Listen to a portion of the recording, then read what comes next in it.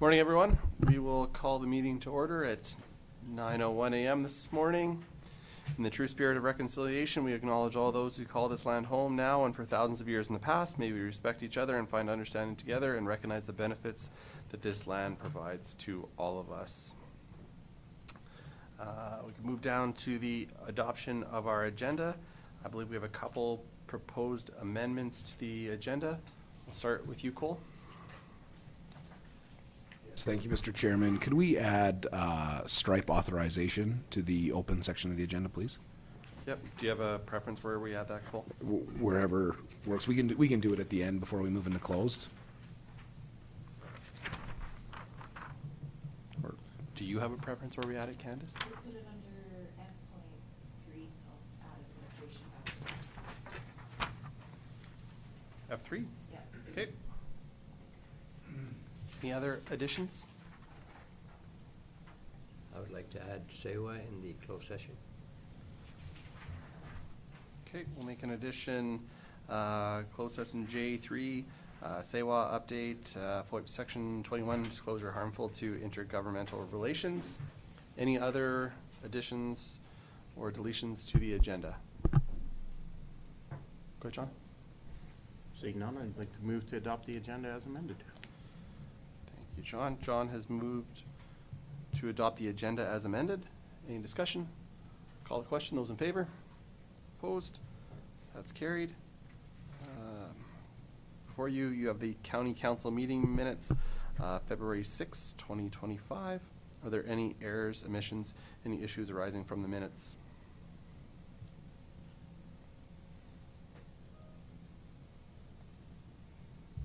John? I'd like to move to adopt the minutes from February 6, 2025 as presented. Thank you, John. John has moved to adopt the County Council meeting minutes of February 6, 2025 as presented. Any discussion? Call the question. Those in favor?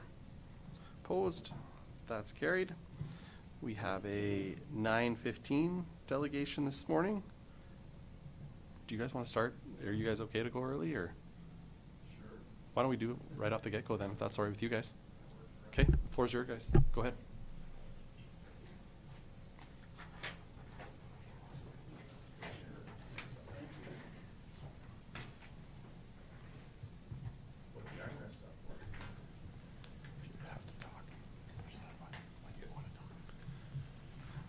Morning, everyone. Thanks for having us again. It's been a while since I've been here. I know Sergeant Dutch came the last time, I believe, and did the quarter presentation. Trying to give some opportunities to others to experience this great event. So I brought one of my corporals, Fraser McMillan. He's been here a couple years now? 2 years? 2 years. 2 years? Yeah. Oh, I am, very much. It's all about development, right? Yeah, I thought I'd bring Fraser today just to experience this, and he can add any input that he might have. Did I do something here, Candace? I didn't touch anything, did I? I must have. Thank you. Yeah, it's not mine. Greetings, everyone. Reeve Campbell, council, and staff, and public, if they're here. Thanks for having us again. I'm here to present to you a couple things. So it'd be Q3 stats for October to December 2024. And then also in the package, I believe, was included kind of the year end, January to December for the last 5 years, which kind of gives us a better snapshot of some of the statistics that we're looking at over the past 5 years, for sure. So I'll just get started here with the presentation. So we start with the cover letter. Real basic cover letter. One new thing that we've really implemented in Alberta is the Real-Time Operations Center, or RTOC. As you know, a lot of our detachments are smaller in size and don't always have a supervisor like Corporal McMillan on. Those members are sometimes young and maybe not sure what to do in situations. So this Real-Time Operations Center is a sergeant or a staff sergeant. They're on duty 24/7 in our control center where our telecoms operators are, and they're there to provide real-time, they assess incidents, coordinate, provide expert resources, manage the response, and provide guidance direction. So that's a real good thing for us to have for our members, that they have that ability to call and get that advice real time and not wait till the morning or wake up the grumpy old detachment commander at 4 in the morning. So yeah, that's really good. I've seen the facility. It's state of the art. All our members now are monitored on our phones and shows Google Maps basically, and it shows their position. So that's really good for safety for officers and helps for situations where we can provide containment and et cetera. So that's it for the cover letter. We can go down to, I'm not sure how. Just have to scroll the mic. Oh, I have to do this myself? Okay. Thank you. We'll go down to the Alberta Policing Report. I already wrecked it once on you, so you're going to trust me with the mouse, eh? So this is the Provincial Policing Report for the Coaldale Provincial Detachment, so the rural detachment, for October, November, and December. As you know, our priorities kind of remain the same in all our communities, both in Picture Butte and Coaldale detachment areas. Every community that we visit, the number one concern or complaint is either theft of property or traffic related offenses, speeding, those types of things. I don't think those will ever go away for sure. So we keep those as our broad priorities, and we try and gear our enforcement and our efforts towards those 3 major things. So we continue to do safety motor vehicle checks. We did some check stops during the Christmas holidays. Had some joint efforts with our sheriff partners and other enforcement agencies, Lethbridge Police, etc.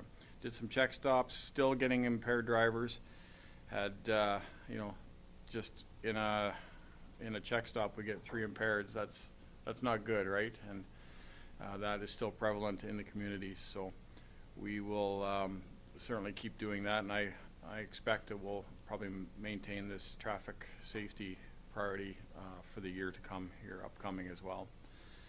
Our police community relations still are really good. I think our members get out a lot. We have 19 schools in our detachment areas, which is a lot. I don't have that luxury of having a dedicated school resource officer anymore. So what we've done is assigned a school or 2 to each member, and then they're just asked to go make contact early on and then get into that school at least once or twice a month and liaise with the principal and the teacher and take part in their emergency response plans and lockdown drills and those types of things. So we are trying to stay involved that way. We continue also to do a lot of events, parades, anything that we're invited to or we're aware of. We make all efforts to attend those. So, and those are well received by the public for sure. And the third one is intelligence-led policing and crime prevention, working on how we can prevent crime. Crime is going to happen, but how can we make our citizens aware through fraud education, doing some work with FCSS and doing fraud presentations, or just having those conversations with seniors at the senior center and giving them ways so they don't get defrauded, because online fraud right now is at a high. Scams, all those types of things, and people, unbelievably, people are still being susceptible to that and being taken advantage of. So just make that aware for yourselves and your community, that if it's too good to be true, nobody's giving you money over the phone. Your bank's not going to call you on the phone and tell you to bring gift cards to pay for debts or taxes or things like that. So if you have people in your life that are elderly or susceptible to that, make sure that you work with them and monitor that so that they don't get taken advantage of for sure.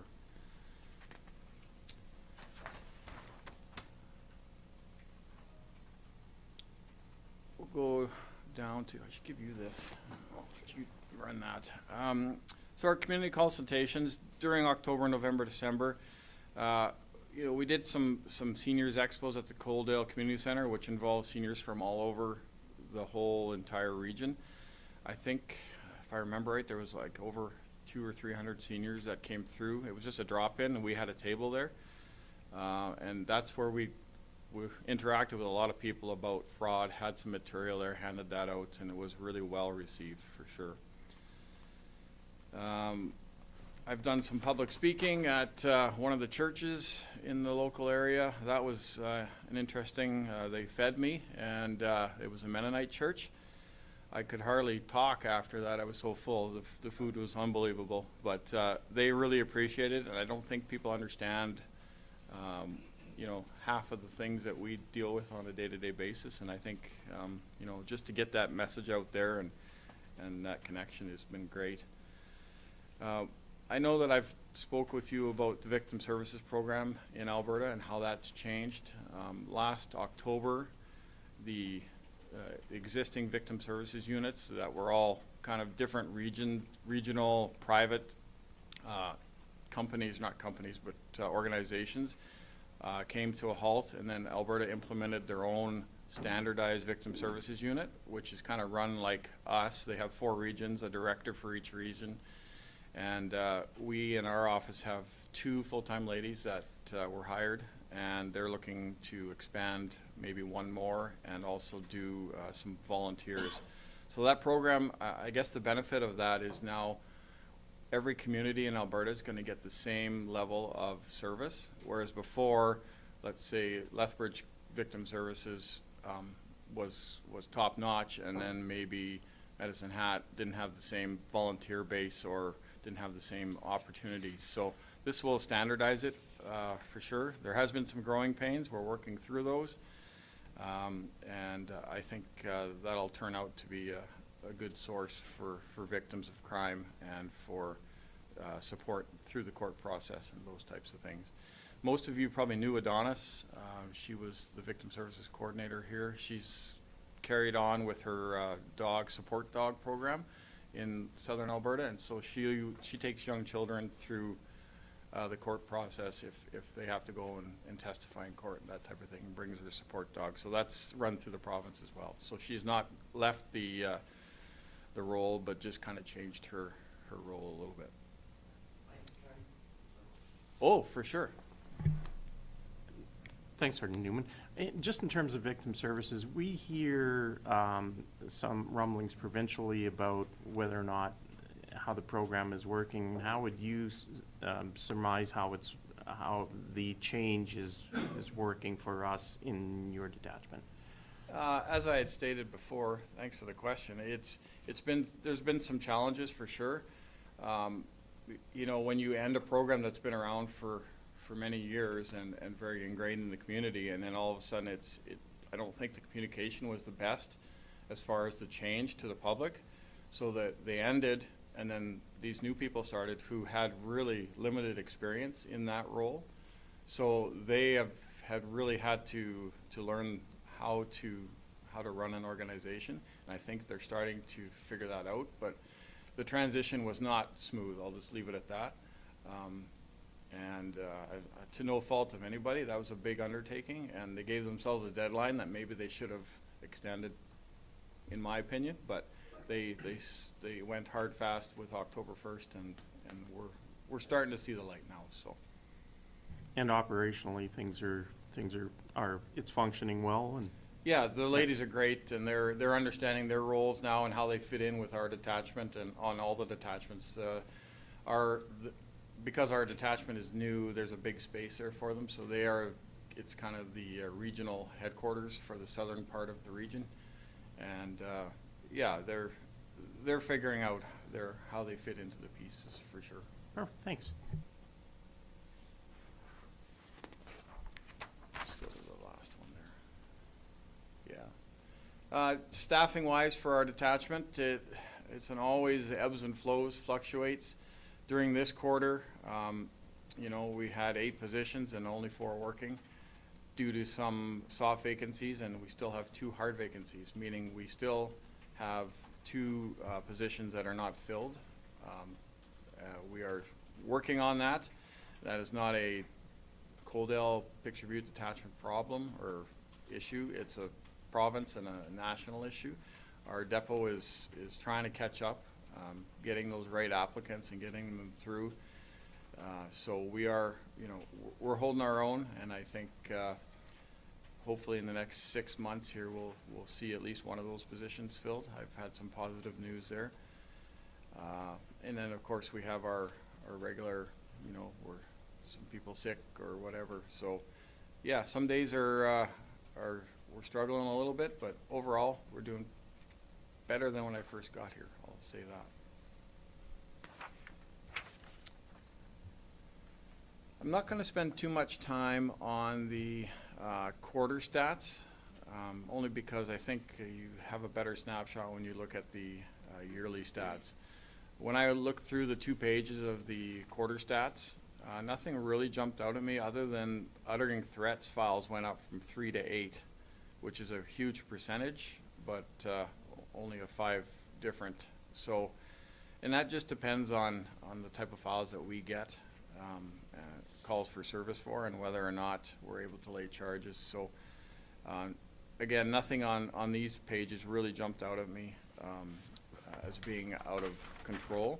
We still are seeing a lot of calls for mental health, false and abandoned 911 calls, and suspicious persons, vehicles, properties. Those calls continue to come in, which is what we encourage, so that we are able to be aware of things that are going on in the community. Because if we don't know, then how do we respond, or how do we react, or formulate a plan to deal with things?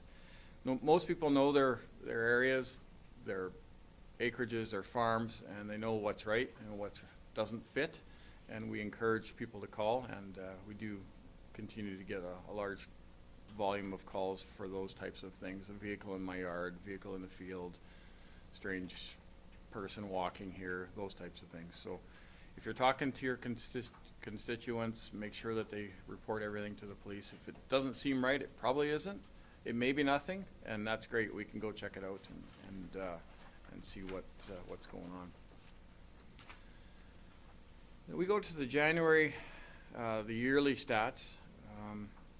See a lot of downward trends, which is great to see, as long as people are still reporting crimes. I guess that's my always, stats are only as good as the information that we have, and if it's not being reported, then we don't know about it, and it doesn't get recorded on our statistics, which also hampers our ability to hire or get more additional officers to support our region. So really important to make sure that we have people call in any types of complaints when it doesn't seem right. Over the 5-year trend, there is nothing here that really jump out at me. I do know that 2022, 2023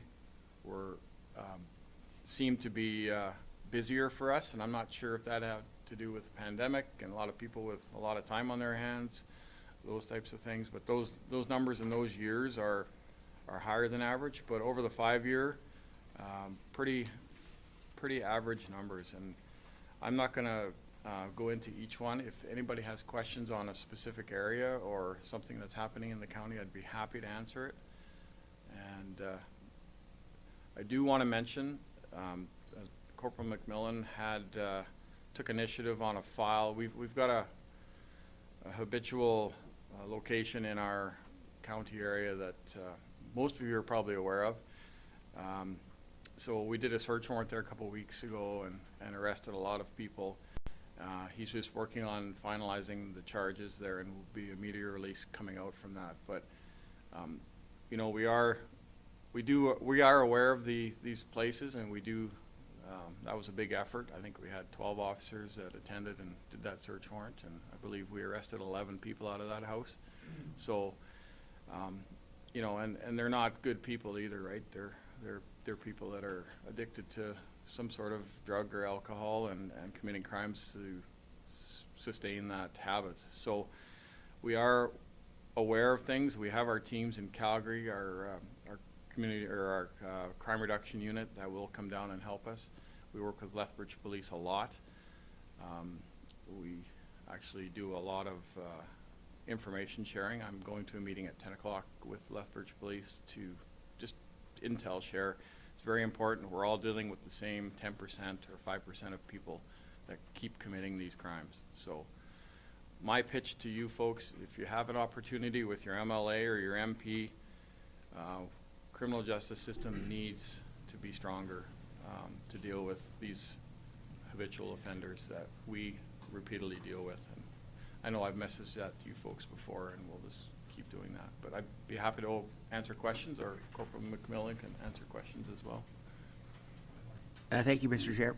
So just when you spoke about that house, do you do like what they do in the cities where they fence off the house and close it down? Do you ever have to do things like that? Absolutely, and that's the SCAN team. So that's the Alberta Sheriffs they have many sections, and one of them is the SCAN team. We work hand in hand with the SCAN team on many locations. The difficulty with rural properties, it's very hard for them to do their work because it's so open.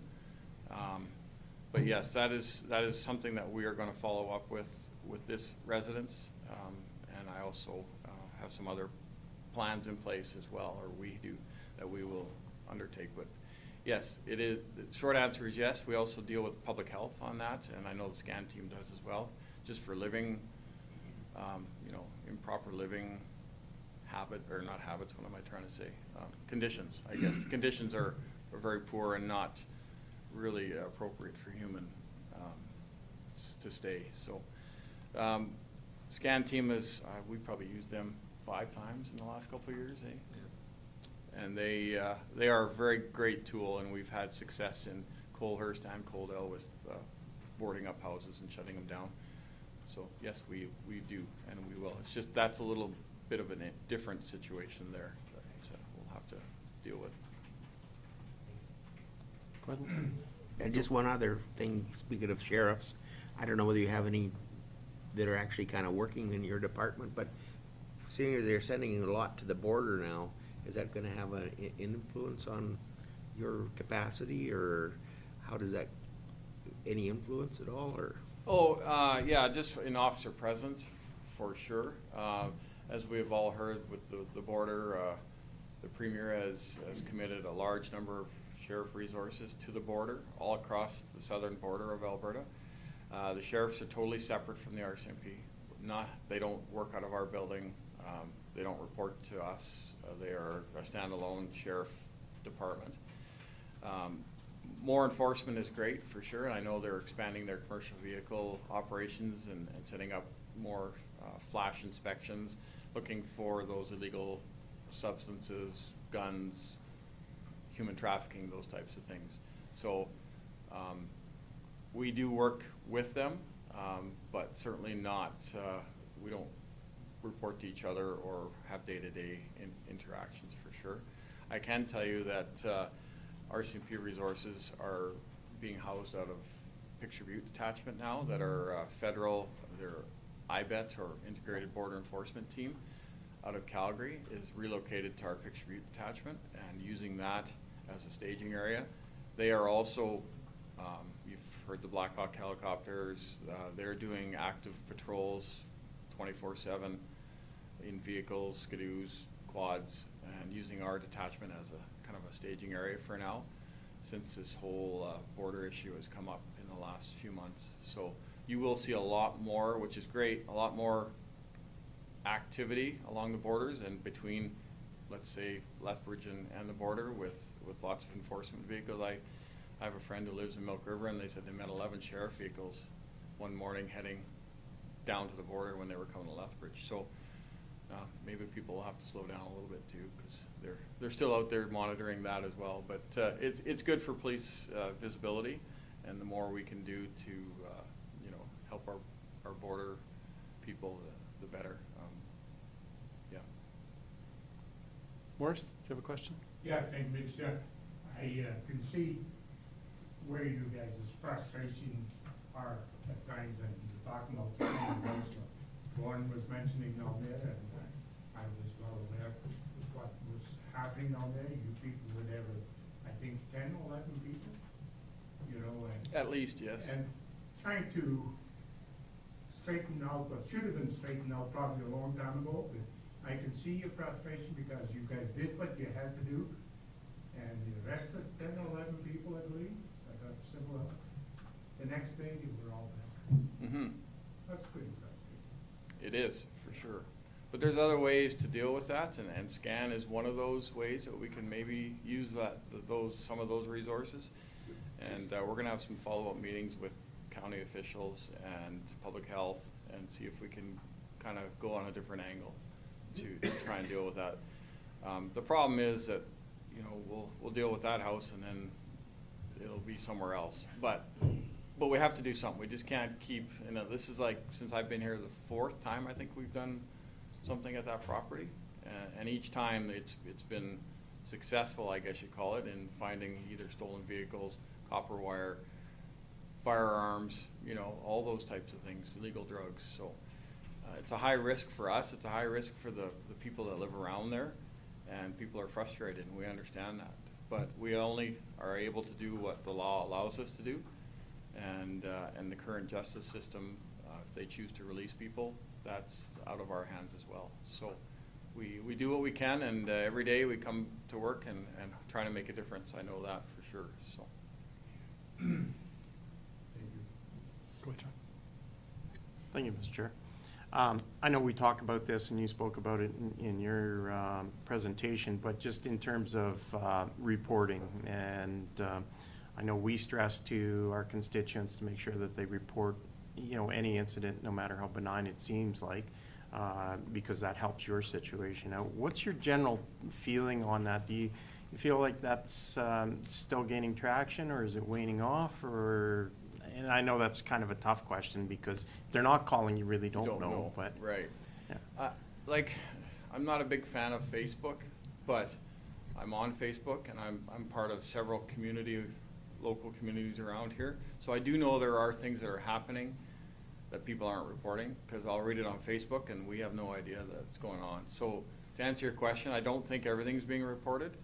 And I know there is frustration out there that, okay, I report it, but nobody ever calls me back, or nobody calls. And that's, we're trying not to have that happen either, but understanding that, you know, we have a huge detachment area with the two regions blended together, and, you know, if we're down to minimum strength, we may not be able to get to that low risk call right away. We also have a callback center that will call back within 3 days. The biggest thing is to call and report it, even if it's a license plate or whatever, because it may link. We have analysts that link files together. For example, a black Mitsubishi gets stolen out of Tabor, is doing crime in Vauxhall. Our analysts can piece all that together just by little bits of information that people report. Whether, you know, so it all helps for sure. And to answer your question, I don't think everything's getting reported, but I think it's better than it was for sure. And I always stress, if we're not doing our job and if nobody calls you back, that's our bad. I expect that from our supervisors, expect that from our members, and at the very least, we should be calling people back. And I know 99% of the time we do, but maybe there is a time when we've got a couple of high-risk files going on and it just gets missed for sure. But. Any other questions? Thank you both very much. Mike, you touched on the criminal justice reform. Is there anything else that you would say for us from an advocacy perspective? Is there something that we should be saying on your behalf? Is there something that we should be advocating for other than that reform? Criminal justice reform, no.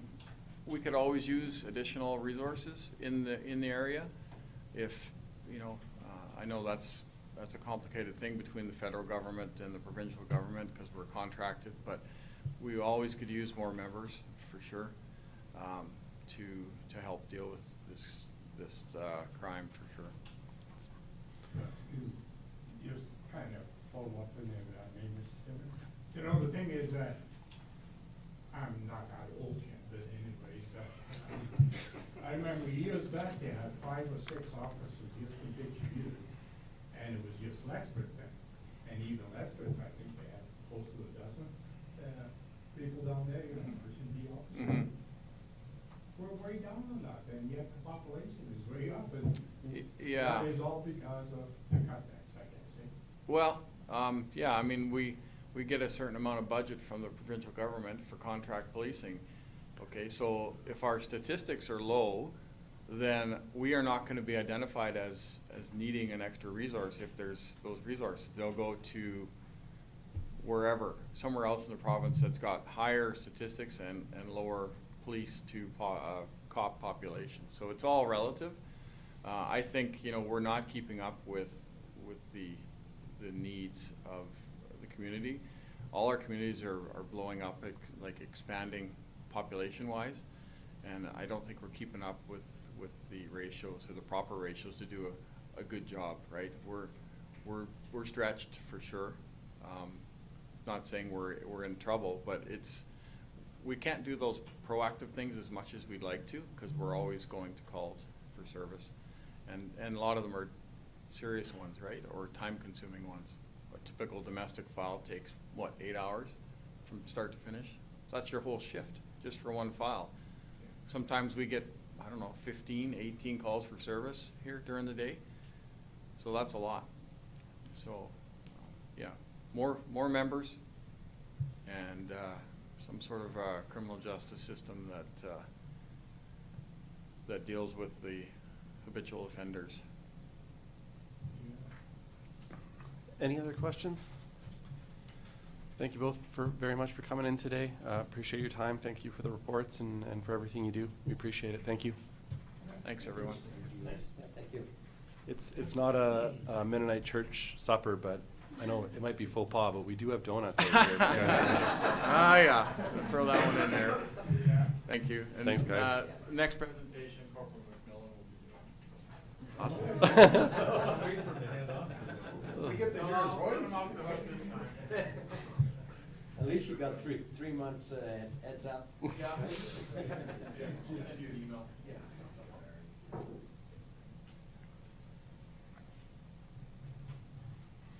Well, we move down on our agenda to our subdivisions. We have 5 subdivisions for today. We can start off at subdivision application number 1, E1, application 2025-0-002. Morning, Hillary. Morning, Steve. Morning. You got a whole stack there, Steve. Thank you, Mr. Chair. Thank you, Council. Yeah, we do have a number of subdivisions for Council acting as a subdivision authority to review for today. So the first one is subdivision application 2025-0-002. This particular subdivision is located in the Pater subdivision, which is just to the east of the city of Lethbridge on Highway 512. It is to subdivide an existing country residential parcel into 2 acreages, being 3.49 and 4.11 acres in size respectively. This particular proposal does meet the requirements of the county's land use bylaw and also the area structure plan that was approved for this particular area. With that, I'll have Steve go through the planning comments and the recommendation. Good morning. This first application is a little bit related to the second application you're going to see right after this, but this application is to deal with a country residential parcel that they wish to divide into 2 as part of an amendment made to the Pete Area Structure Plan back in 2014. It allowed some of the existing long linear lots that are in this subdivision to be split one time in to 2 lots, kind of a north-south orientation. So this application is in alignment with that, where they're looking to create a southern lot that's going to be 3.49 acres in size. That portion contains an existing dwelling and yard in there, and then on the north side will be a vacant 4.11 acre lot created on the north side to accommodate a future residence. So so some of these similar type of subdivisions have occurred already in this Pater subdivision, just to the west of this. So with this application, that dividing north-south property line will align evenly to the lot to the west, whereas similar subdivisions you can see in the photo there was done a couple years ago. With part of this, There is a pond that's situated midway that crosses the proposed property line. They share this with the neighbor to the west. So with this property line is going to be cut through that existing pond, but they all wish to continue to share in that. So part of any approval will involve an encroachment or access agreement to be registered among the neighbors there, so they all have joint access to that, to all the affected parties. So as part of this application, it does involve a dedication of a portion of a new roadway on the east side. That'll come off that internal road in the subdivision in Peters there, with a little turnaround cul-de-sac at the north end. With this application, half a road dedication is being provided, and you'll see with the next application coming up for the Frache subdivision, they'll provide the other portion on their side of their subdivision to make the full road width and alignment there to get a publicly dedicated roadway as part of their proposal. So this application is in alignment with the area structure plan and the amendment that was done to allow this type of subdivision. The land is zoned as group country residential, and the application complies with the group country residential criteria, and the lot sizes as proposed exceed the 2-acre minimum. As part of this application, normally we'd be looking at municipal reserve. It's not applicable in this case because it was paid when the original lot was created, and it was all paid out at that time. So once it's all paid out, you can't take it again. So in this case, the MR is not applicable. As part of the circulation on this, at the time it was sent over to the county, we didn't have quite all the comments back yet. But in receiving them now, there's no objections or concerns on it from anybody. ACO Gas did request a utility easement, so that'll be addressed through the conditions. So with that, if it being in compliance with the area structure plan adopted and the group country residential criteria of the bylaw, there's a recommendation in front of you for an approval. And that would be subject to 7 conditions there on your draft resolution, with the standard conditions of the taxes and development agreement and their final survey plan. They will have to do a soils analysis on the north vacant lot. There was some general ones done for the area structure plan back in 2011, but with the new standards for the private sewage standards that are in place, they have to update that to meet the new current code. As well, stormwater drainage for the lots has to be addressed to the county satisfaction. The 6th condition addresses that access easement for the pond there on the property line that straddles, and then the 7th would be the easement that can address ACO Gas's requirements. So with that and those 7 conditions, the recommendation with those conditions is to approve. Thank you, Steve. Any questions? Go ahead. Thank you, Mr. Chair. So just to look at the other application that's next, how far does the road go in comparison on the Frache subdivision compared to this one? Like, can you use the same road all the way, or how does that work when you overlay it? Thank you, Councillor Hickey, through the chair. So there, if you, I think on, what page? Page 27, it shows the detailed of that particular road. So it's split half and half between this particular application and the application to that will be discussed next to the east. It does appear like the bulb at the north end of this particular, of the cul-de-sac will be slightly onto this particular application, but that has been in agreement with those 2 landowners from what we understand. That's not quite what I asked, though. Does the road go far enough to the north to cover off the remaining lots 6 and 7? Yes, it does. It touches all of the lots that it needs to touch. Yeah, there's Thank a you. cutoff up there, can you see? Any other questions? John? Thank you, Mr. Chair.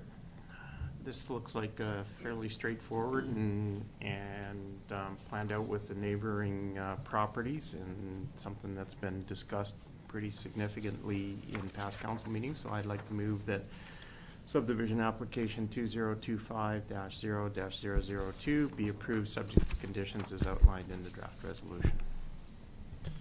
Thank you, John. John has moved the recommendation, the subdivision application 2025-0-002 be approved subject to conditions as outlined in the draft resolution. Is there any further discussion? Any questions? If not, I will call the question. Those in favor? Those opposed? That is carried. Thanks, John. Thank you, Steve. Can move to number 2 under our subdivision application 2025-0-003. Frache. Hillary? This next subdivision application, as mentioned, is directly to the east of the previous application, and it is to create, there's 2 existing titles, one being 11.65 acres in size and one being 27.84 acres in size. They wish to reconfigure and create additional lots with regards to this direct control area of this parcel, to create 5 lots ranging in size from 6 to 6.25 acres. County Council may remember last year the applicant had submitted an area structure plan and rezoning for this particular area to allow for some residential parcels, but that would have an enhanced home occupation / light kind of business industrial component to each lot. And so this is the subdivision application that mirrors that approval that you provided with regards to the countryside. Countryside, yeah. Sorry, countryside area structure plan. Previously, council had approved the group country residential parcels which front onto Highway 512. So these are the lots going north, where that road that they're going to build will connect all of those parcels to this particular plan.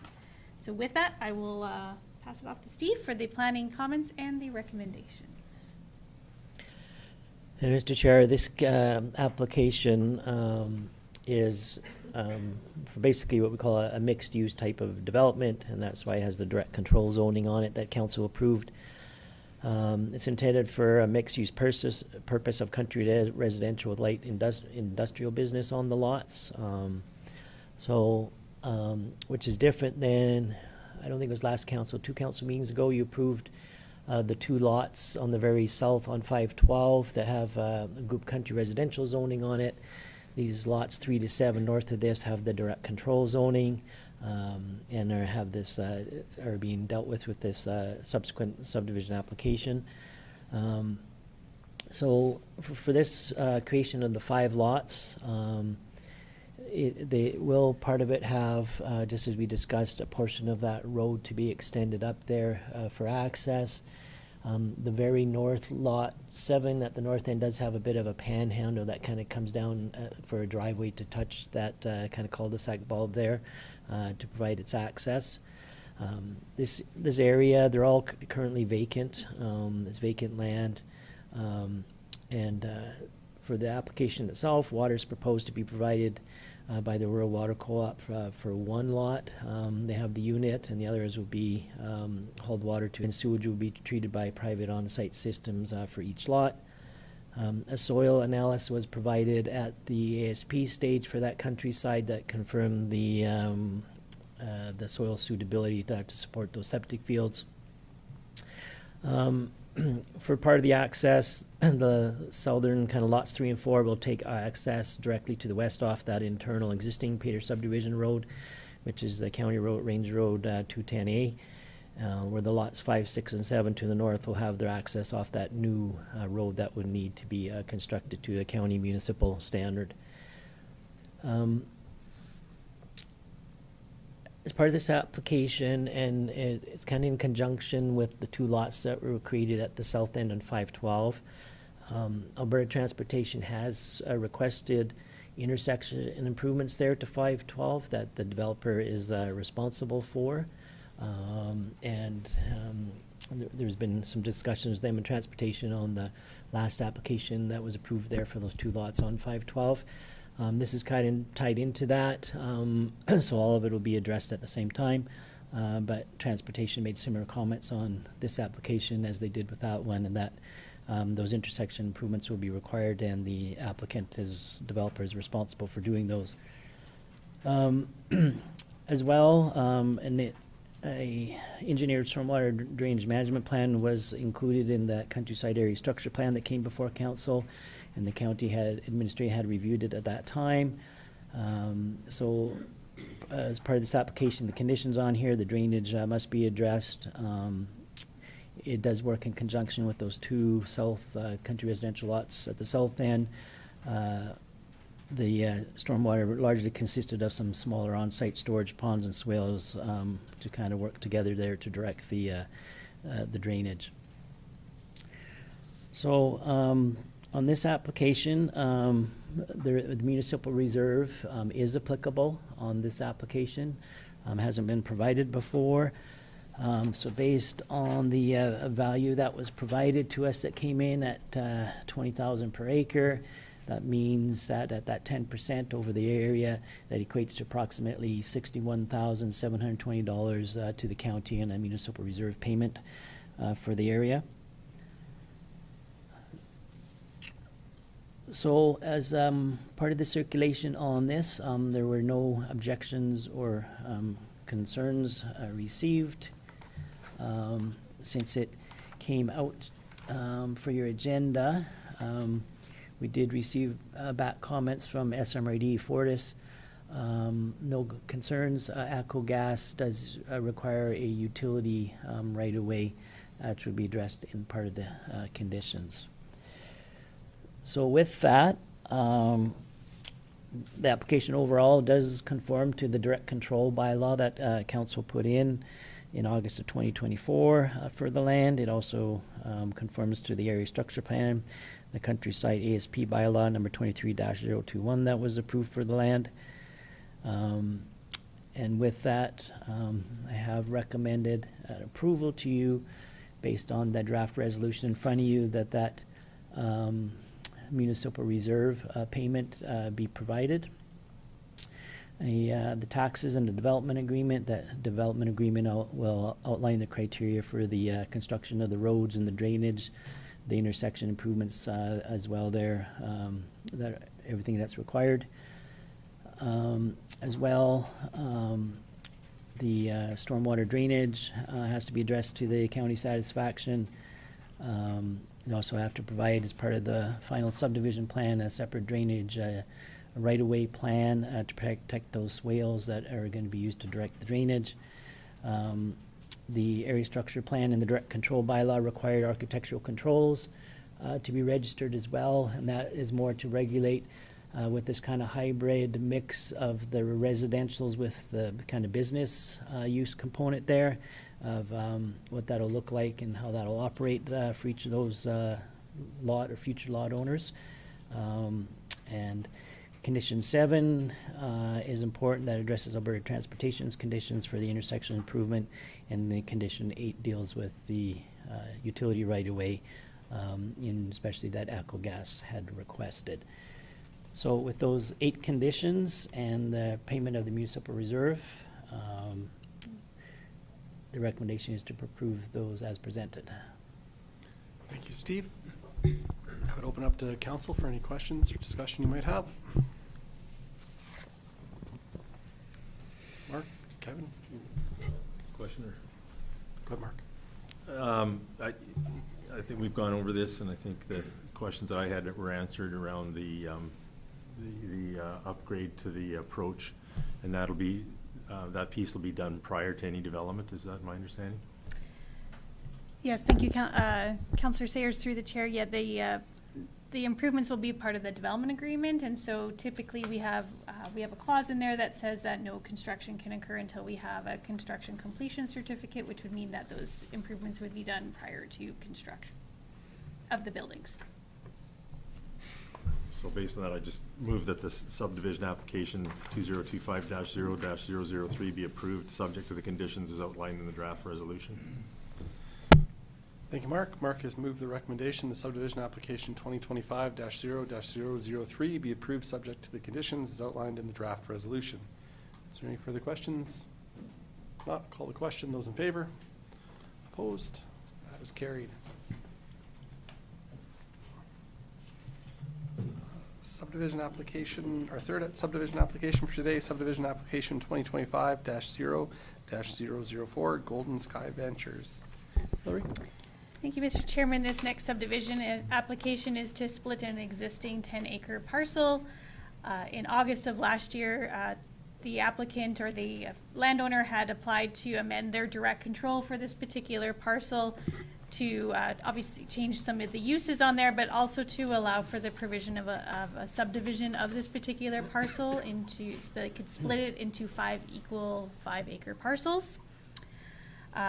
Council approved that direct control amendment, and as such, the applicant is submitted their subdivision application to mirror what the direct control had allowed them to do. This particular application is to the, just off of Highways 845 and Highway 4, to the south, southeast of the city of Lethbridge. And with that, I will pass off the comments to Steve and the recommendation. Yeah, Mr. Chair and Council, this application, as Hillary mentioned, is probably familiar to you because you dealt with the amendment or the change with the direct control zoning on this to allow this type of subsequent subdivision application that's now before you. The previous direct control designation was for the specific purposes of allowing a trucking business to operate, and they applied to amend it to allow the residents, country residential parcel on the east side, the vacant portion, which the application they submitted is in alignment with that direct control bylaw, which did allow for a one-time split to create the 2 5-acre lots. So the proposed 5-acre lot is on the east, and as mentioned, is vacant, and the west 5-acre will contain the existing warehouse building, so that part won't change. The access for both these parcels to the North County Road allowance there, and for servicing, they are just proposing a cistern system, and sewage will be on a subsurface treatment field. The applicant will be required to provide grading and drainage plans to the county as required for that east lot. We've dealt with through the conditions. And part of the review, and it was also looked at the direct control rezoning stage, but the parcel is able to accommodate country residential use on the east side there because there's no conflict with any confined feeding operations, abandoned gas wells, or those types of things that would prohibit or limit such use. Oddly, out in this area, I was surprised to find, but the adjacent lands contain or are flagged to potentially contain historical resources, which is not a typical area that we'd find this, but regardless, Alberta Culture did respond to the circulation of that and said out in this area here they won't require any Historic Resource Act approval. As well, due to the highways there on Highway 4 on the one side, and Highway 845 on the east side. It was a mandatory referral to Alberta Transportation. Obviously, they don't take any direct access off the highway, and with that, Alberta Transportation had no objections and authorized an approval of the subdivision. So with that, the application does conform to the direct control bylaw that was approved by council back in August 2024. The application also aligns with the county's various strategies to encourage subdivision of existing titles where services are replaced or it's already fragmented land, and it aligns with that as a resplit subdivision. So with that, and no objections or concerns received from anybody on the application, the recommendation is to approve as presented with the conditions of the taxes being paid up to date, a development agreement entered into, their final plan. The fourth is that they have to do a soils analysis on the new vacant east lot, and that was a requirement of the direct control bylaw. And the fifth was the requirement for easements, but since it was circulated out, nobody has requested anything on that. I should also mention that the reserve was paid when the 10-acre lot was originally created, so in this case, there's not one where there's a reserve payment. But with that and those conditions as presented, the recommendation is to approve the application. Thank you, Steve. Open up to council for any questions or discussion you might have. John and then Lauren. Thank you, Mr. Chair. I just want to make sure that I've got my head wrapped around this clear. When we're talking about the zoning of these, we're saying light industrial and country residential. That's regarding the specific properties that are being split then, correct? That's correct, Councillor Kurbis, because it was a direct control zoning that allowed for both of those uses in this particular area. Right, so we're not saying that both those lots could be light industrial or country residential? We're saying one's going to be light industrial, one's going to be country residential, or am I mistaken with that? They could both have, say, a residence on them if they wanted to. Just from what the applicant has submitted, they did state that they wanted to have a residence on this particular parcel. Oh, okay, so both lots could be either or. That's correct, yeah. I was confused, thank you. Go ahead, Lauren. Thank you, Mr. Chair. So I would move application 2025-0-004. Thank you, Lauren. Lauren has moved the recommendation that subdivision application 2025-0-004 be approved subject to the conditions as outlined in the draft resolution. Is there any further discussion? Call the question. Those in favor? Those opposed? That's carried. That brings us to just before 10. We still do have a couple more subdivisions than a few first readings, so why don't we take a 10-minute and we will come back at 10:10 and resume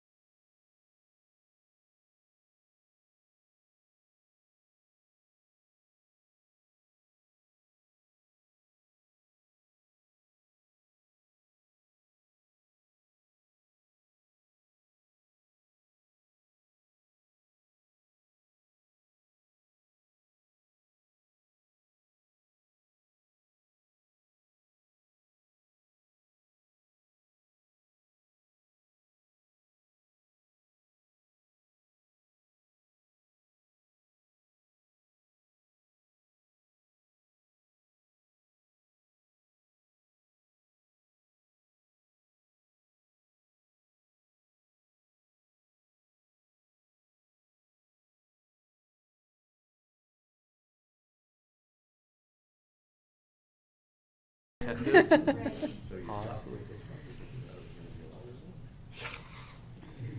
Okay, we'll call the meeting back to order at 10:17 a.m. this morning. Move to number 4 in our subdivision applications for today, subdivision application 2025-0-008.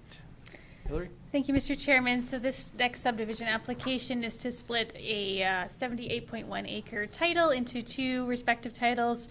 The south end of the parcel would remain as it is in its current state, as a more rural commercial operation with the greenhouse on the property. And the north parcel is slated for public institutional use. This particular application exceeds the county's requirements for the size, but it's at county council's discretion, acting as a subdivision authority, to approve a subdivision of this nature. It does meet the requirements of that discretion. So with that, I'll pass off the planning comments and the recommendation to Steve. Yeah, this next application, as described, is to do a parcel split to separate the current title into 2 portions. So the south piece is a 44.15 acre portion to accommodate the existing nursery business and related commercial property on that southern piece, and then the north portion, which is presently vacant, will create a separate 35 acre title on the north end. That north portion, the undeveloped portion, is mainly grass area, where that south portion, it includes the cafe food establishment and market garden building. There's some greenhouses along with a dwelling and various other improvements on that southern portion. The proposed subdivision line to split these will be well back, be over 83 meters to the north of the nearest structure on that south portion, so there's no issues with encroachments or setbacks or anything like that. The portion on the south side, it has a spot zoning on it that's zoned to the county's rural commercial land use district, so it doesn't encompass the entire 44 acre portion.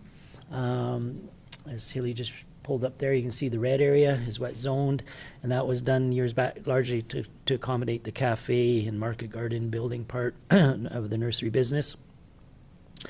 But for the purpose of subdivision, as we're creating the entire 44.15 acre lot, the approval would technically, in accordance with the bylaw, require a parcel size waiver because the commercial parcel size is 10 acres.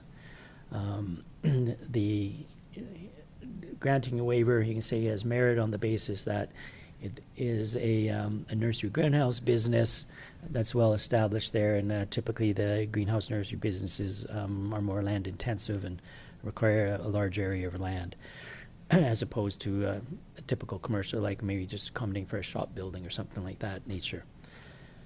The rest of the land is zoned as urban fringe. The property is within the IDP boundary with the city of Lethbridge as part of the application. It was referred to the city. They have no concerns with the application as presented. As well as part of this application, he accesses obviously to the east off Broxburn Road there, but just to the south perimeter is Highway 512, and then within the quarter mile to the north is Highway 3. So Alberta Transportation is a mandatory referral and approval. Transportation did not respond when he sent the package over to you, but they have responded this week, and they have no objections or concerned and granted an approval of it. Authorized the county that you may proceed with no special conditions on their end. So in looking at the application itself, there are no historical, environmental, or other physical features, abandoned gas wells, anything like that, that would affect the subdivision from going ahead.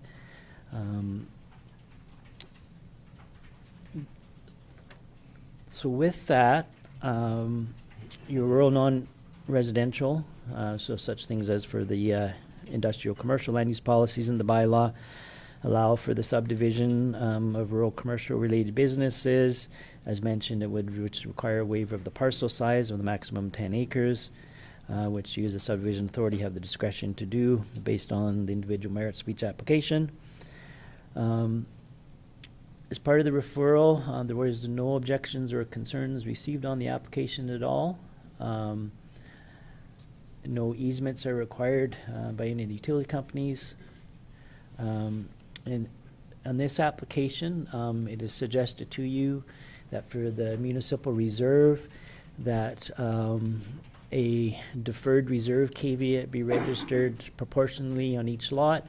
So that would mean that each title would have its own reserve caveat registered on there in the 10% amount, so that in the future, if they were to come back to re-subdivide, the county, you as the subdivision authority, can deal with at that time, going forward of how you see fit, how to provide that. But at this point in junction, there would be no payment of reserve to the county.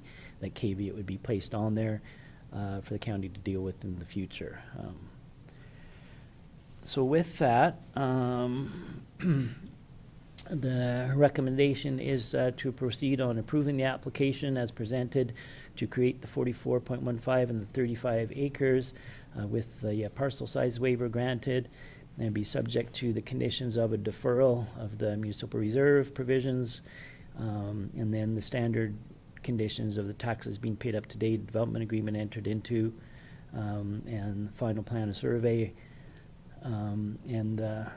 There was the utility easements in there. There's nothing required. And on the draft sent out to you, I had the 5th condition for Alberta Transportation, but I since struck that out because AT the last couple of days came back and said they don't actually require anything. So with those conditions, or as amended conditions, the recommendation is to approve as such. Thank you very much, Steve. Are there any questions from council? Quidler? Thank you, Mr. Chair. I have no objections to this, so I would move subdivision application 2025-0-008. Thank you, Lauren. Lauren has moved the recommendation subdivision application 2025-0-008 be approved with a parcel size waiver being granted and subject to the conditions as outlined in the draft resolution. Any further discussion? Call the question. Those in favor? Opposed? That is carried.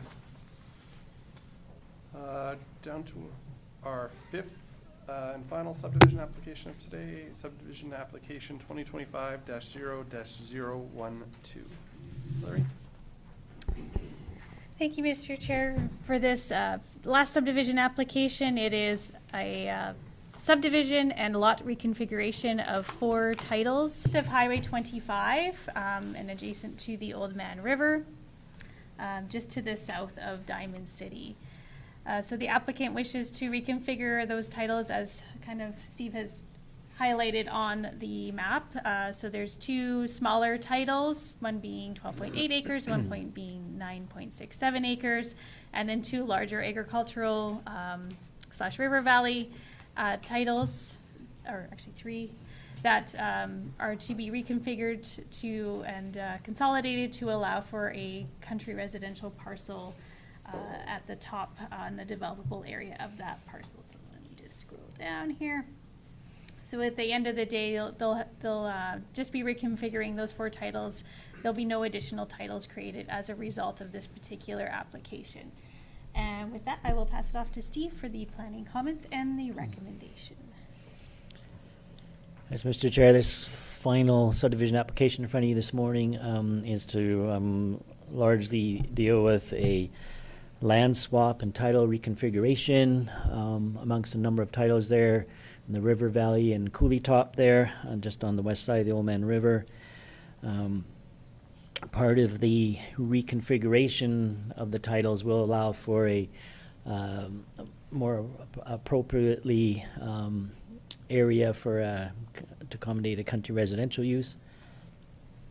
So the application involves combining the land in the River Valley that went over 2 quarter sections for the southeast of 24 and the northeast of 24 onto one title, and then subdividing from that purple area and kind of adding it to a portion of the green there to create a 5.31 acre yard parcel and to eliminate that kind of that little triangle portion that jutted in there in between the parcels, which involves subdividing 2 acres from the existing 12.8 acre title adjacent to the road and a 3.31 acre portion from the northwest of 24,922. So that would create the 5.31 country residential lot. An environmental site assessment was done by the owners on the property. The existing 12.8 acre title that we're going to take a portion from, sitting up on the road there on the north side, at one time did contain an asphalt batch plant operated on there for a number of years. So the applicants did do their due diligence and did an ESA on it, which confirmed that there's no environmental concerns or hydrocarbons present on the property, so it can proceed for a residential use, at least that portion being used. And then a second component of the application involves consolidating 9.67 acre coulee top portion, and that was on that previous picture here. We showed you the little red triangle area will be added over to the lands on the east side there that are tied into to the river valley there on the west side of the river property, in order to enlarge that and not have that as a standalone title. So basically, we're starting with 4 titles we're dealing with here, and in the end, we're going to end up with 4. There won't be an additional new standalone title created. It's just kind of reshaping the areas and boundaries between those. One thing of note as well is that remainder of the northwest of 24,922, that area did historically contain an underground coal mining operation. It was owned by J.J. Hamilton Coal Company, and there was some coal exploration in that quarter. So that will necessitate the need that the applicants, even though they did an environmental site assessment, but they will have to do a geotechnical report here to submit to the county with 2 things, just to investigate that in the area there where they want to do the country residential lot and build a house, that there's no coal mining activity underneath, and as well just for to establish setbacks to the coulees there on the east side there, the coulee land, that the appropriate development lines are set back also, and there's good slope stability there and that sort of thing as well. So that would be on any approval or recommendation of a condition on that. So so overall, in looking at this application, it does meet your criteria for realignment, reconfiguration, and the policies of the subdivision criteria in the bylaw. There will be no increase in titles in the end. All the titles being rearranged and consolidated for the resulting parcel size meet the requirements of the county's bylaw. So there's no parcel size waivers or anything of that involved. The land is situated within the IDP boundary area with the city of Lethbridge. The application is referred to them. The city has no concerns with it and agree that it aligns with the policies of the IDP. During the circulation as well, there was none of the utility agencies or anything like that has any concerns or objections on it. As part of the referral, I had 2 calls from neighbors. One of the neighbors to the west just wanted a better understanding what they're doing. Once I explained to him, they had no concerns or objections with it. The one neighbor to the south had some concerns, and they did submit a letter as well on it. Their concerns are not so much with what the applicants are doing as part of the subdivision application, but more with future intent, and if somebody's come back and create 10 lots or something like that, they don't want higher density country residential in that area as well. They're wondering what the remnant 10.8 acre piece would be used for, where the asphalt bench plant was going to be. And if somebody's going to put trailer storage there and other things, those are development matters. That would be if the county received an application for something on there, they'd deal with through the development process and not the subdivision on that. But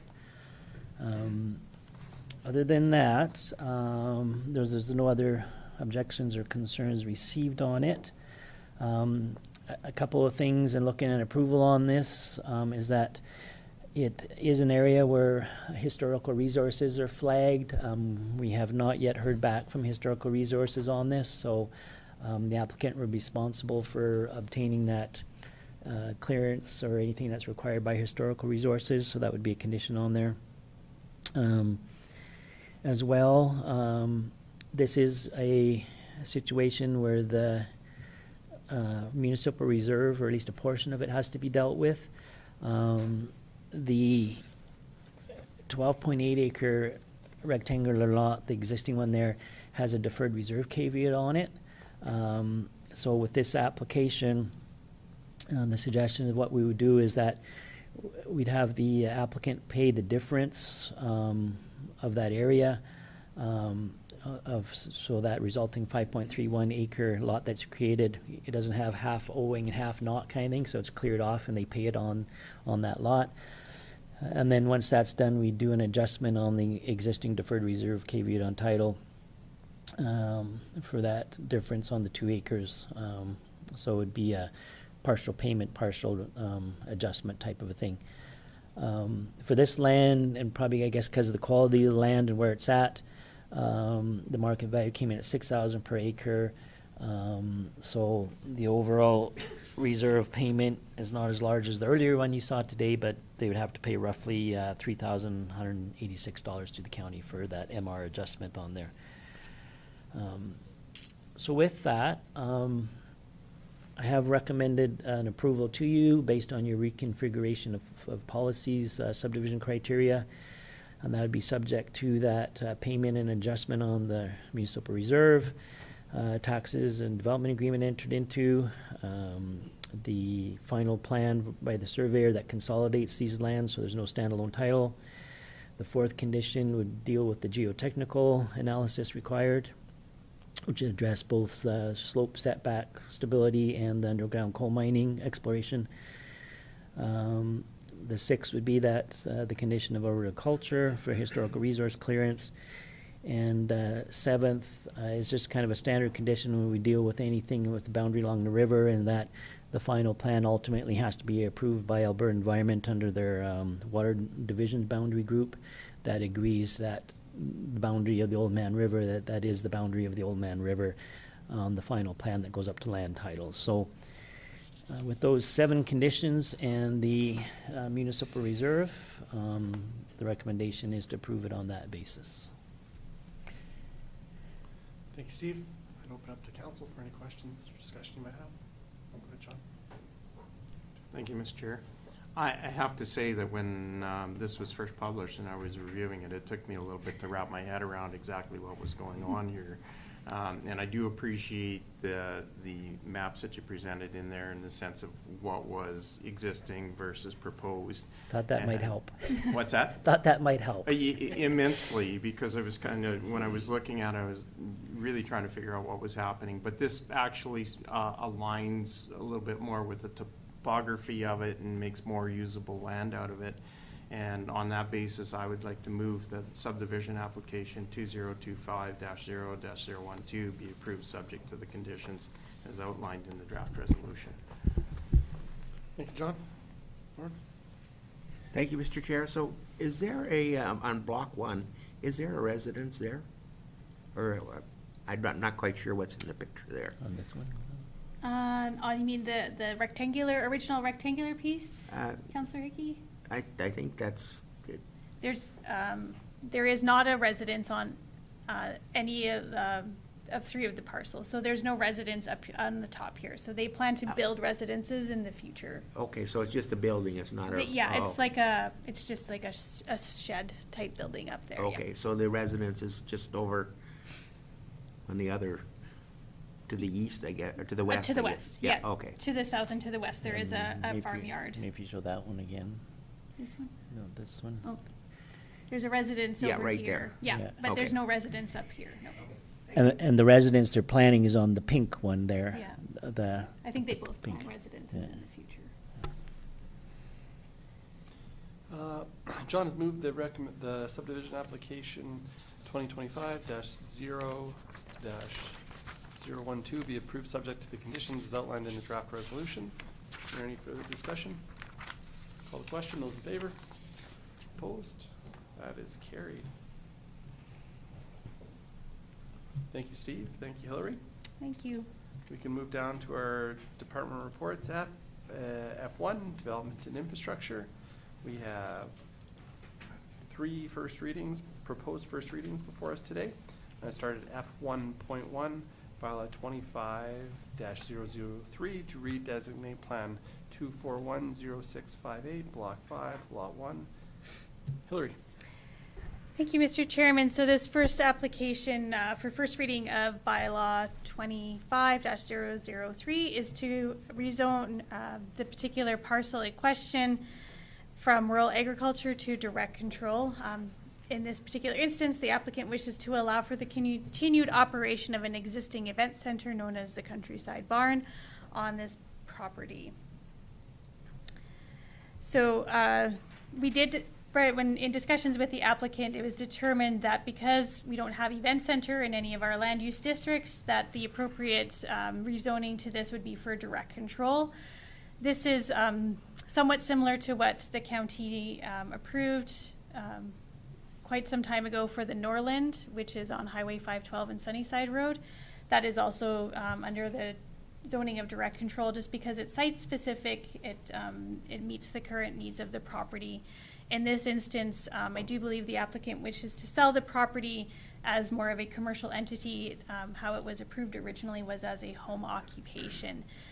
From what I understand, any new buyers do not necessarily wish to reside on the parcel to run it as that type of business. So the appropriate course of action would be to have it as a commercial business, and then the zoning would match that, but not to allow for a multitude of other particular uses. So the direct control, as noted in your package, is very specific to the buildings and uses that are currently on the property and how they exist today. So with that, I have circulated this particular application to other county departments and external agencies for their review and comment.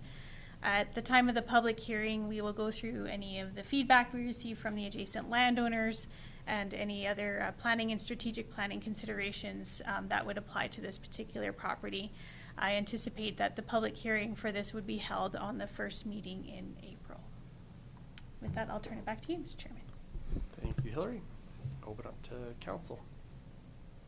Quidler. Thank you, Mr. Chair. So it's only where the event center is that's being rezoned, not the residence, or The whole property is the being whole rezoned. property? Yeah. Doesn't it say it's only 10 acres? Is that correct? Yeah, it is I think it's just over 10 acres in size. This parcel was subdivided last year. There used to be a larger title, and then it was subdivided. So it's the whole area outlined in black? That's correct. Okay. Yeah, and outlined on blue on your screen there. So that's the title in question. I think it's 10.6 acres in size. Now, okay. Should I go ahead and? Go ahead, yeah. Good. I would move first reading of bylaw 25-003. Thank you, Lauren. Lauren has moved that bylaw 25-003 be read for a first time. Is there any further discussion? I'll call the question. Those in favor? Those opposed? That is carried. Thanks, Lauren. Our second for today, F1.2, bylaw 25-004 to redesignate Plan 881-1143, Block 1, Lot 7. Hillary? Thank you, Mr. Chairman. This next rezoning application is an amendment to an existing direct control. Back in 2017, bylaw 17-003 was approved by County Council to rezone this particular parcel, which used to be country residential, to direct control, as the Calvin Christian School had purchased this parcel and wanted to use it for their future expansion of their educational programs that are on the parcel directly to the west. Since that time, not a lot has happened on this particular parcel, but they do have some plans coming up for this next, I do believe, next school year. And they wish to relocate a store that is currently on the west side to the east side of the road. This store, and upon a site visit, is very much retail in nature, but the explanation for this particular entity is that it's a fundraiser mechanism for the Calvin Christian School. And so in order to allow for that particular structure and use to be on the other side of the road, they were required to update the direct control district to allow for that particular use. And so they have made an application as such. In reviewing the direct control, I also made some minor recommendations in terms of setbacks that were originally included in there, which I outlined in red on the agenda package. There was needed some clarification on what was allowed or not allowed in setbacks. So we made those adjustments, which they agreed to. And so here we are for first reading of this bylaw, which would allow for the retail store to be located on this property and to adjust the setbacks. As with all applications, once we receive information and feedback from the adjacent landowners and external agencies, those will be provided to County Council at the time of the public hearing, which is anticipated in April. Back to you, Mr. Chairman. Thank you, Hillary. I would open up to council for any questions or discussion. Go ahead, Kevin. I'd move that bylaw 25-004 be read a first time. Thank you, Kevin. Kevin has moved the recommendation that bylaw 25-004 be read for a first time. Is there any further questions or discussion? Seeing none, I'll call the question. Those in favor? Those opposed? That is carried. Thank you, Kevin. F1.3, bylaw 25-006 to redesignate Plan 0210278, Block 1, Lot 1. Hillary? Thank you, Mr. Chairman. This last rezoning application for first reading is to redesignate a portion of the Northwest 271120 west of the 4th from rural agriculture to rural general industrial. This parcel is just off of Highway 25 and to the east of Iron Springs. The applicant wishes to move a industrial business, or a couple of industrial businesses are planned, which is why the area is quite large in size. To this particular area. Just for some context and background, this applicant has been looking for a spot in the county to expand their business, which is currently just outside of, I do believe, the town of Tabor, into the Lethbridge County, and this spot was landed upon as a desirable area for industrial development given the lay of the land and the proximity to a number of feedlots, which would deter residential development in this particular area. So with that, I have recommended approval of first reading, and at the time of the public hearing, any feedback from adjacent landowners or from any external agencies would be provided at the time of the public hearing, along with any planning and strategic planning considerations. And I anticipate the public hearing would be held in April. Back to you, Mr. Chairman. Thank you, Hillary. Any questions or discussion from council? Okay, John. Thank you, Mr. Chair. I'd like to move that bylaw 25-006 be read a first time. Thank you, John. John has moved that bylaw 25-006 be read for a first time. Any further discussion? Call the question. Those in favor? Opposed? That is carried. Thank you, Hillary. Thank you. Move down our agenda, F2, corporate services, and we have 4 items, or 5 with our addition. So we can start at F2.1, Gem of the West Museum Society donation request.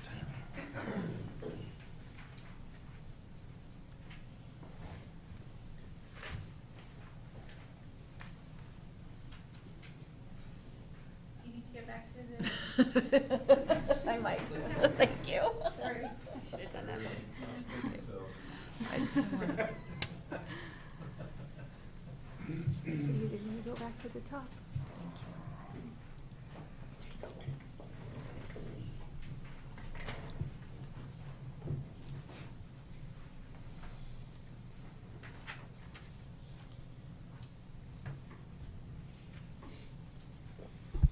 Sorry, Haley. That's Floor is okay. yours. Just-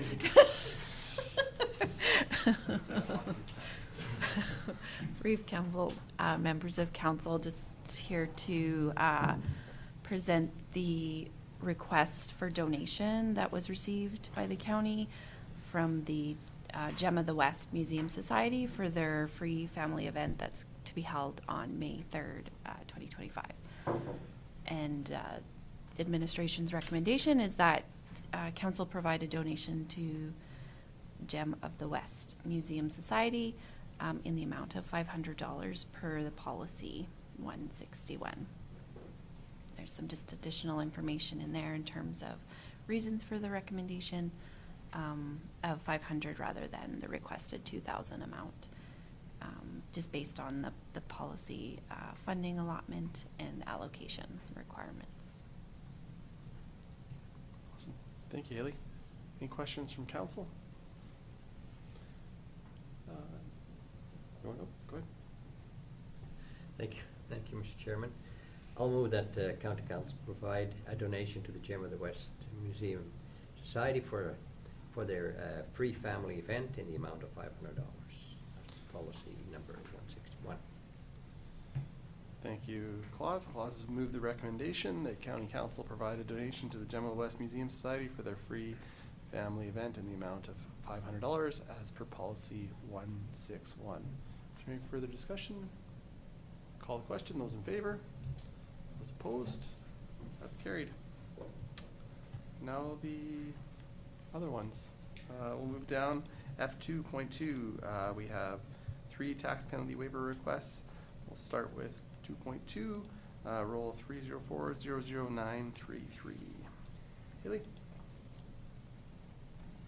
Sorry. Apparently I'm not.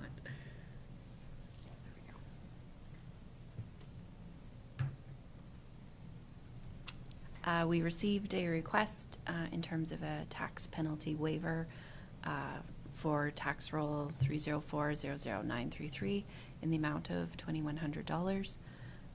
And so it would be administration's recommendation that this waiver for the tax penalty not be approved. Administration has made recommendations to not waive the penalty as a result of the tax penalty bylaw 1273. And additionally, just waivers of penalties could set a precedent in the future for further requests of a similar nature. There's some details in the agenda item related to the reason for the request. If council has any questions. Thank you, Haley. Open up to council. Go ahead, John. Thank you, Mr. Chair. If I recall correctly, in the past, if there has been a situation where a tax roll has been mailed out to an incorrect address and we get a reply, then that prompts our administration to then reach out to the landowner, if I'm correct on that. Do we know whether there was any return mail from this particular? Because he's stating in here that he didn't get it because it was improperly addressed, and I guess in my mind I would think that if it was improperly addressed sufficiently that it got returned to us, then our administration would have then reached out to him and said, hey, we've got your tax roll, but we didn't, it got returned. Do we know if any of that had happened? Not that I'm aware. Unfortunately, with the Canada Post strike, that certainly caused some delays in terms of timing and notification of returned mail. So not that I'm aware. Councillor Kerbis. Small follow-up. Yeah, go ahead, John. Yeah, well, and the Canada Post strike, because it happened in December, that really wouldn't have affected this because this would have been mailed out in early May of last year, so. Okay. Yeah. Right. Go ahead, Mark. I guess my question too would be that there's 2 parcels. This person received their statement for the one parcel and paid it.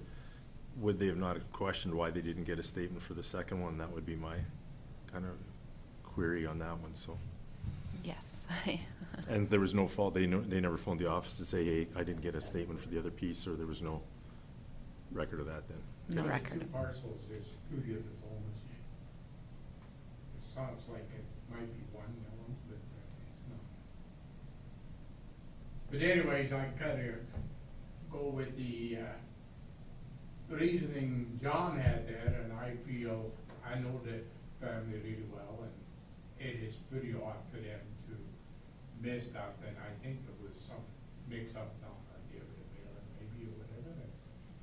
And I'm not sure where council would wanna go, but I would like to see, yeah, there probably was a mistake, or not a mistake, or an incorrection in the mailing or whatever down there, and I would like to see that we forgive that penalty. It says that he owns both properties in the document.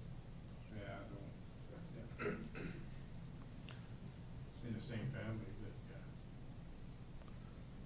or maybe he did purchase the other property. That could be. Yeah. Go ahead. Thank you, Mr. Chairman. Well, here, it says here that it's one owner for like, the other one too. Because it says, it's Curtis, Grisson, right? So, if it says that, so why do we have that on file that this person owns that if, like you said, he doesn't own the two properties?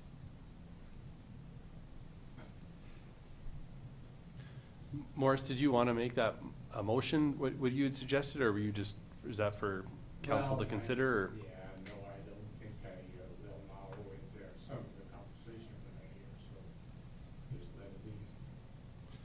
How would you like to proceed? John? Thank you, Mr. Chair. I'd like to move that county council not waive the tax penalty in the amount of $2,100 as requested for the tax roll number 304-00933. Thank you, John. John has moved the recommendation that council not waive the tax penalty in the amount of $2,100 as requested for tax roll 304-00933.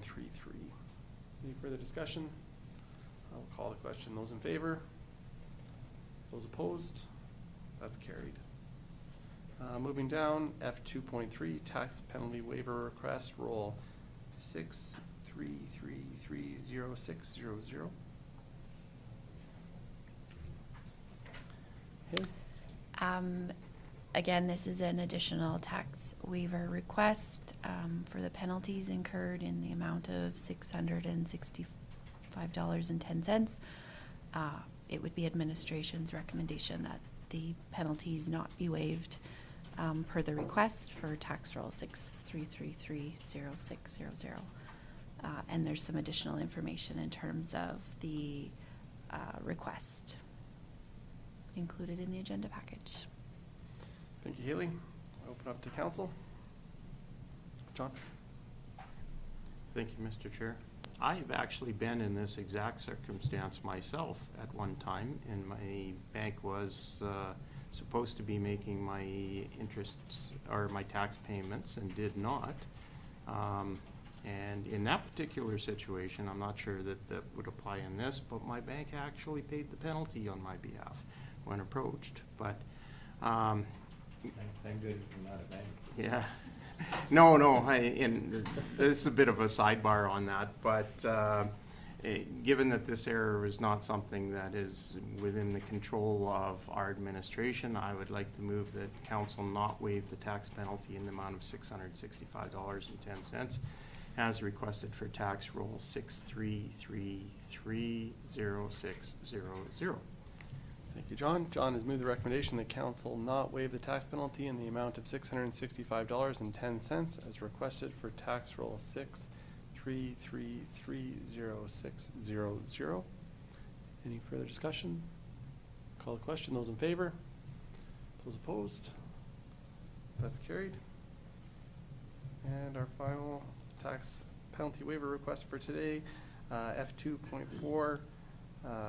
Tax rolls 301-91200, 302-20100, and 301-60000. Haley? Members of council, again, this is a tax waiver, tax penalty waiver request that we received.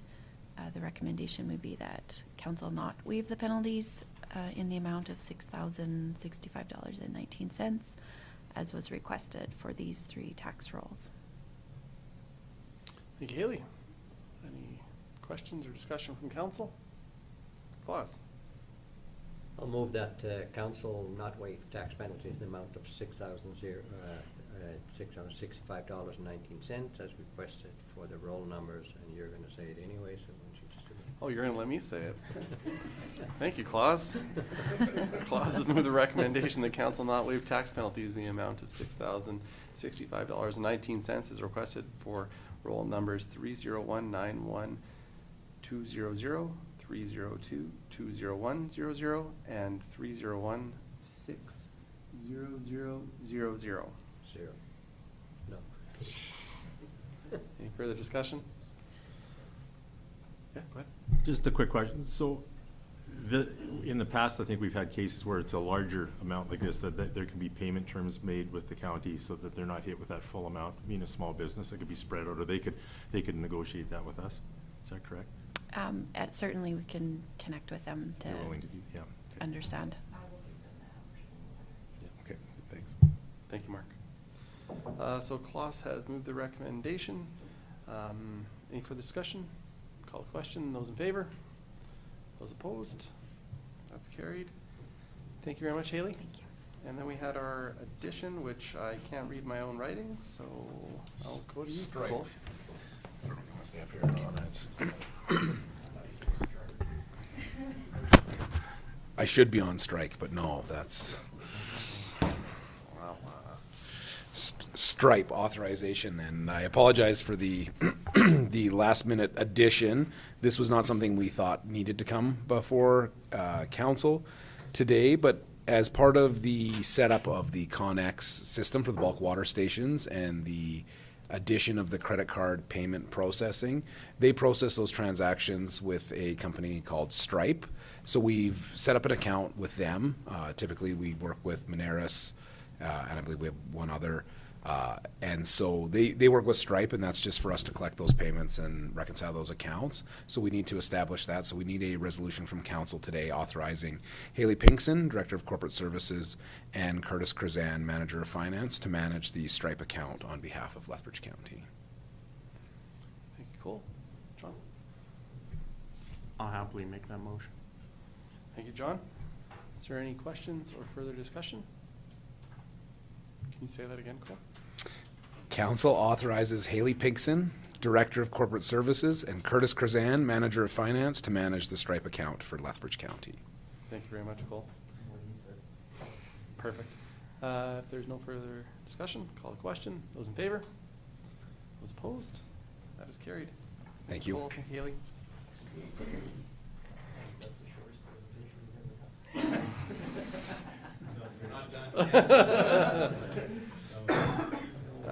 Gonna move now to our correspondence.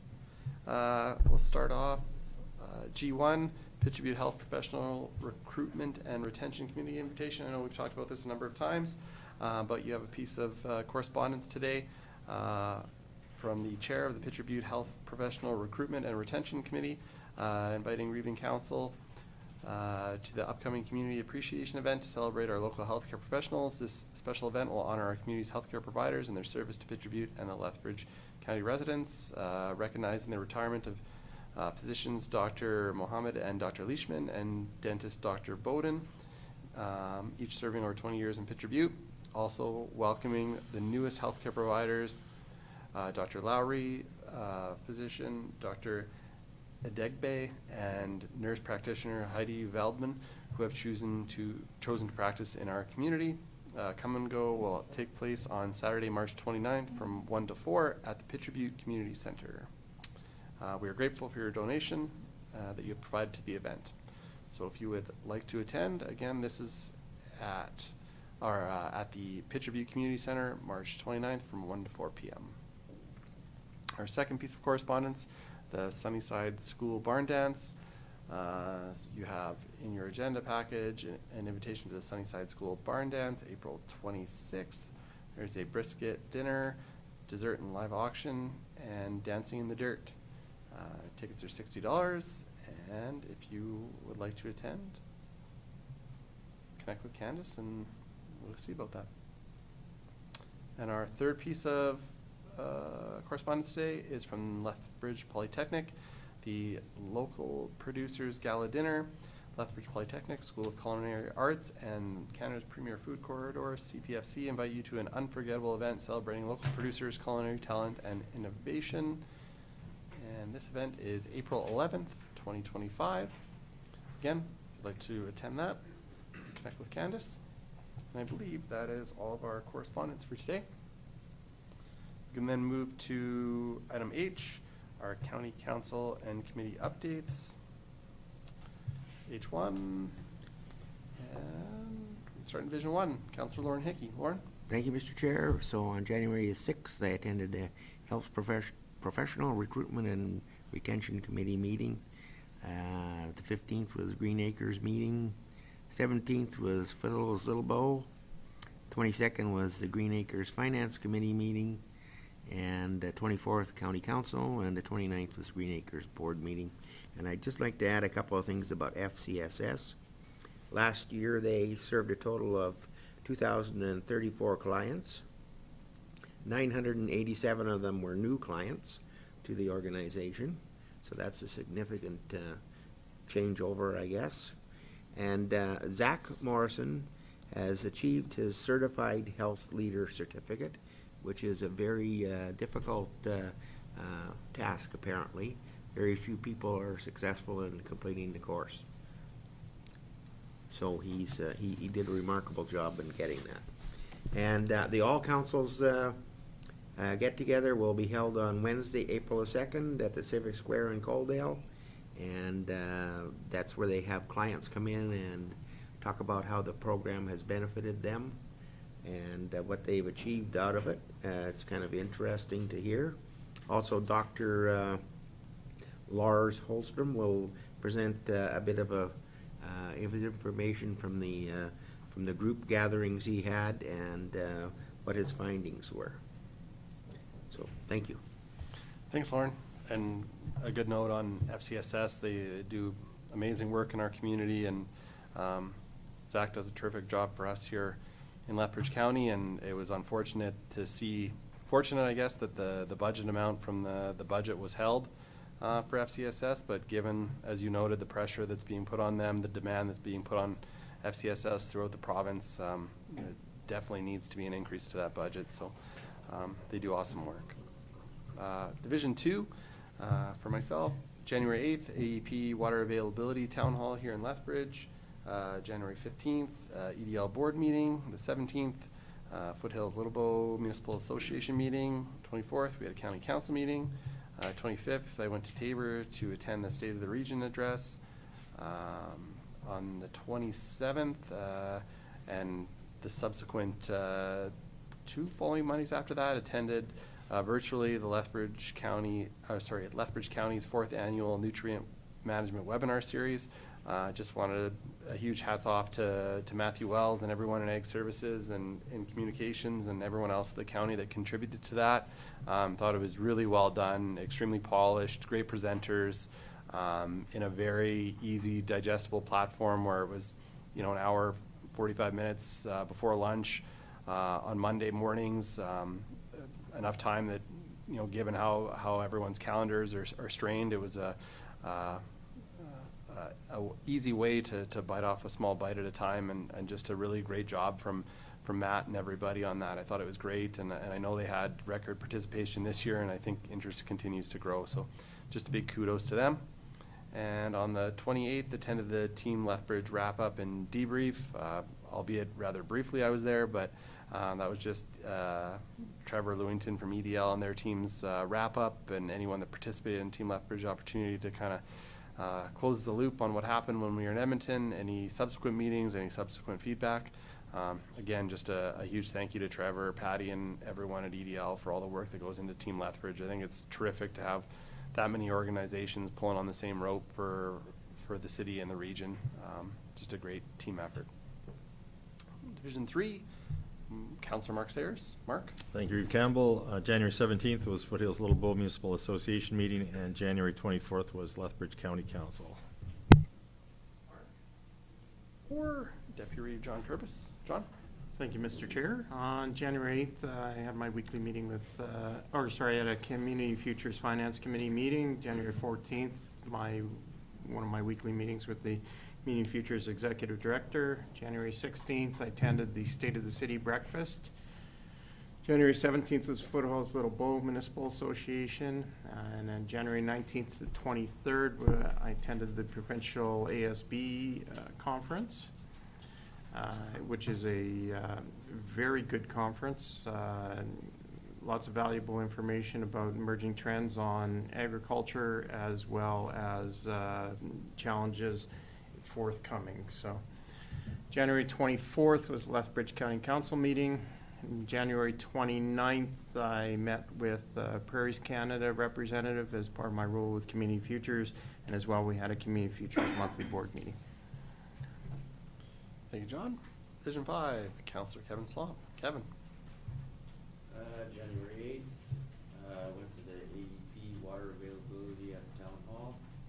January 20th to the 23rd was at the Provincial ASB conference. Thank you, Kevin. Division 6, Councillor Klaus Vanderveen. Klaus? January 17th, we had the Foothills Little Bow. 2023, we had the ASB conference in Edmonton. And then the 24th, we had the Lethbridge County Council meeting, and the 24th, also SAWA board meeting, and we will probably get into a little bit more of that closed session. Thank you, Klaus. Division 6, Councillor Morris Eenstra. Morris? Thank you. January 17th, Foothills Little Bow Municipal Association meeting. January 19th to the 23rd, Provincial Agricultural Service Board Conference. January 24th, Lethbridge County Council meeting, and many, many more things that I'm not going to tell you. Thank you, Morris. If there's nothing else, I believe that brings us to the end of our public portion of the meeting. We do have 3 items in closed session today. We have 1, an association membership, FOIP Section 21, disclosure harmful to intergovernmental relations. We have our CAO report, FOIP Section 16, 17, 23, and 24. And our addition, a SAWA report, Section 21, disclosure harmful to intergovernmental relations. So if there's nothing else in the public part of our meeting, we could, I would entertain a motion to enter a closed session. Go ahead, Lauren. I would make a motion to move into closed session. Lauren has motion to move into closed session at 11:10 a.m. this morning. Any discussion? I will call a question. Those in favor? Those opposed?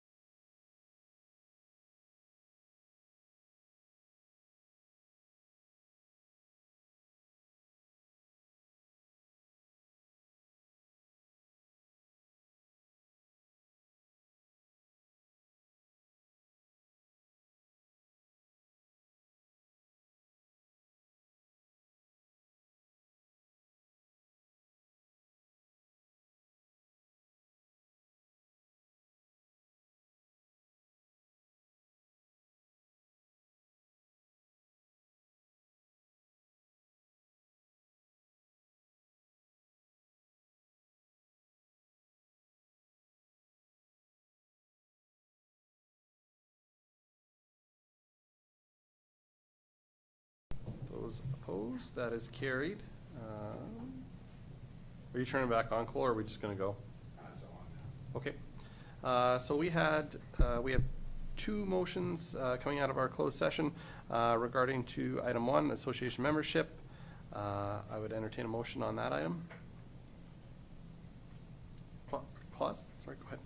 Okay. So I'll move that we do not renew the membership with the Highway 3 corridor. Highway 320. Oh, 20, yeah. Okay. Any discussion? I'll call the question. Those in favor? Those opposed? That's carried. And then our second motion on item 3, Sewa. So I'll also move that, that we don't not renew our membership with SEWA. Thank you, Claus. Any discussion? I'll call the question. Those in favor? Opposed? That's carried. Anything else? If not, I would entertain a motion. Morris? Yes, Morris? Yes, please. Morris's motion to adjourn at 12:54 this afternoon. Are you sure that's what he meant? Anything else? Call the question. Those in favor? Opposed? That's carried. Thanks, Cole. Thanks, council.